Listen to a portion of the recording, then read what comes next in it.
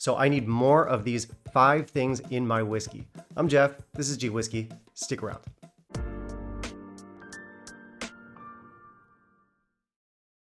Okay, so you saw the title, 5 things that I want more of in my whiskey. So what does that mean?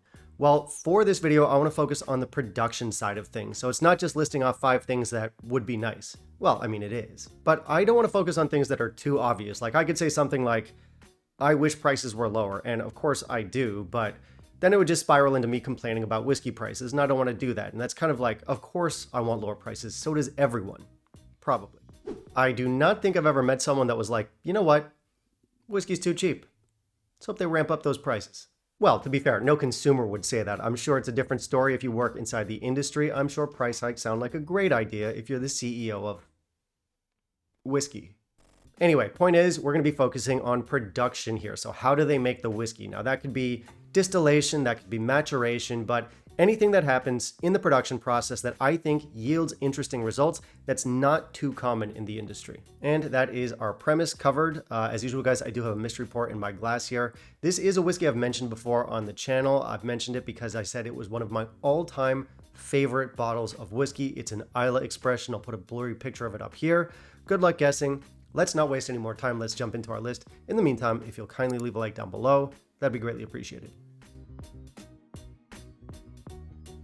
All right, so we'll kick things off at number 5 with a type of cask maturation that we've only started to see more of, I want to say in the last maybe 2 or 3 years, and I thoroughly enjoy it, and that is white port casks. Port, if you don't know, is a fortified wine. It can be made with a variety of different types of grapes, and what's traditionally used in the industry is ruby port or tawny port. Those are darker, they're made with darker grapes, and white port, as the name suggests, is made with white grapes. As a result, it does have a lighter touch, so it's not usually quite as sweet or heavy or as overbearing as the ruby or the tawny stuff. And listen, I do like a good port cask maturation, but it's not my favorite style of whiskey, and sometimes they can be too much. But that does seem to be less of an issue with white port casks, and so far I've been pretty impressed, especially in conjunction with some peat.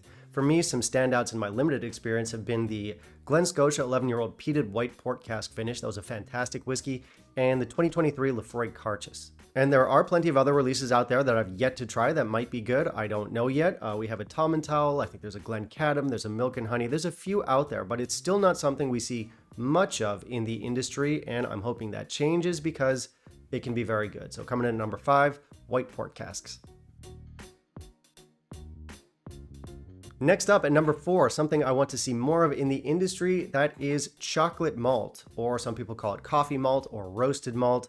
And basically this is just roasting some of the barley prior to distillation. This process tends to give us very deep, dark, rich flavors. As the name suggests, we get chocolate flavors, coffee flavors, roasted flavors. And I think this is a very involved process. So it's not something we see too much of in the industry, but I've liked what I've tried so far. Some notable bottles for me have been the first release of Fettercairn 16. That was fantastic. And probably most famously, you have the Glenmorangie Signet, which is a premium whiskey. It's an expensive whiskey, but as far as I'm concerned, it's worth it. It's a very indulgent and very unique experience. But there are some others out there that I've not tried. I think we've got another Milk and Honey. Some Balvenis have done it. There are some. And I think the reason we don't see too much of it is A, there's some concern that those deep, dark, roasted flavors are going to overwhelm the more delicate side of a distillate, which is valid. And B, I don't think there's a lot of master blenders or master distillers out there that actually know how to do it. So it's not a style of whiskey that I've been able to explore much because our options are pretty limited, but it is something that I would like to if given the opportunity, and I think it's really interesting. So there we go. Number 4, chocolate malt, roasted malt, coffee malt, whatever. At number 3, we have champagne casks, or I think I can probably just broaden that and say white wine casks, because isn't champagne just bubbly white wine? I think it is. So it shouldn't need to be champagne specifically. It's not like it's going to be bubbly in the cask, is it? So yeah, let's just say white wine. So what kind of flavors do we get from white wine casks? Well, in my experience, they offer us some very light, bright, vibrant, summery, almost refreshing notes to a whiskey.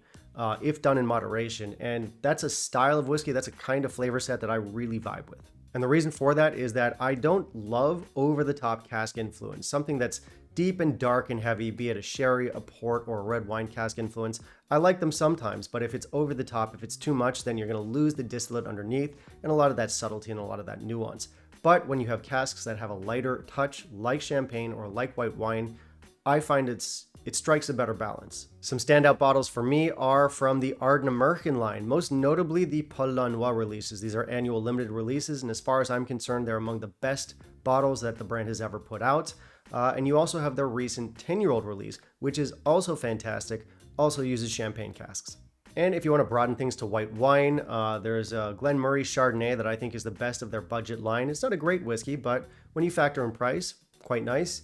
Yeah, there's a few white wine / champagne releases out there, but not a lot. Want to see more of them. So, number 3, white wine champagne. At number 2, we've got a type of cask maturation. This is something that's been around forever, but we're seeing more of it in recent years, and I think the industry is better for it, and that's brandy casks.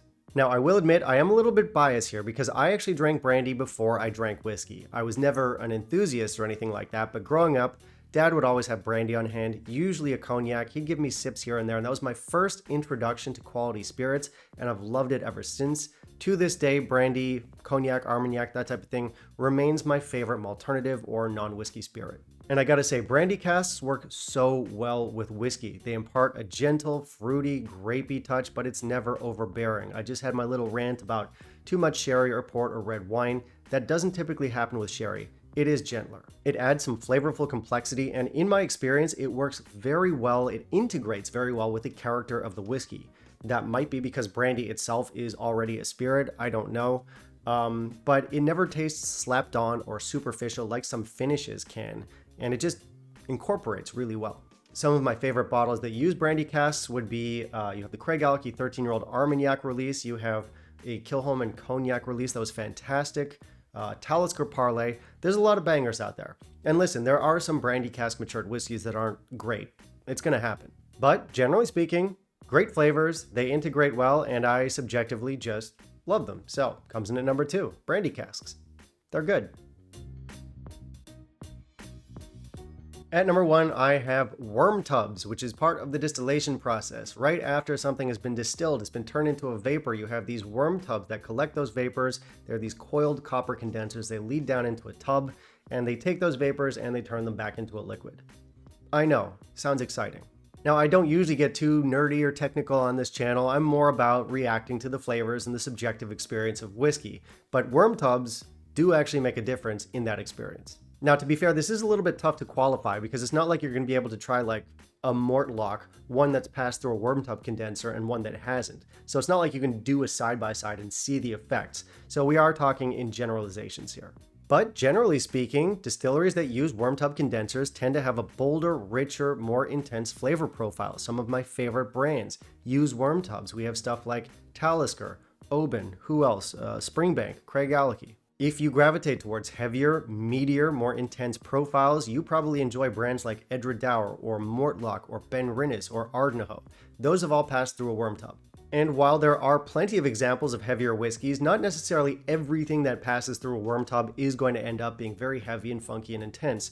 You do have some lighter, more delicate whiskeys that are worm tub whiskeys. You have Dalwhinnie, you have Enoch, you have Craigenmore. So the profiles can be all over the place. So there's no one specific set of flavors or character that ties all of these whiskeys together, but I would argue that all of these whiskeys do carry with them a certain weight. And I would also say that the worm tubs likely emphasize the unique characteristics of each of these distilleries. Again, we can't do a side-by-side. There's no way of qualifying that, but it's what I'm saying. And obviously, I'm not asking brands that are already established, that already have their distilleries set up to start swapping out their condensers. But I would hope that more new brands, new distilleries, do consider using worm tubs in their production. As I said, Ardnahoe does it, and it's worked out well for them. If you're curious which brands out there are currently using worm tubs, I'll put a list up on the side of the screen here. There might be more out there. I'm not very good at research, but those are the ones I found. And it is my number 1 choice for a production technique I want to see more of in the industry, and that is worm tubs. All right, that's it. That's the list, guys. I hope you enjoyed it. And obviously I want to hear from you. So what did I miss in this video? What are some production techniques or cask types that you feel should be more represented, should be more broadly used in the industry? Let me know all that down below. And finally, if you stuck around to find out what the mystery pour is, I mentioned this is one of my favorite bottles of all time. It's an Islay whiskey. I gave you this blurry picture. What I'm drinking is Bunnahabhain Moyne Brandy Cask finish.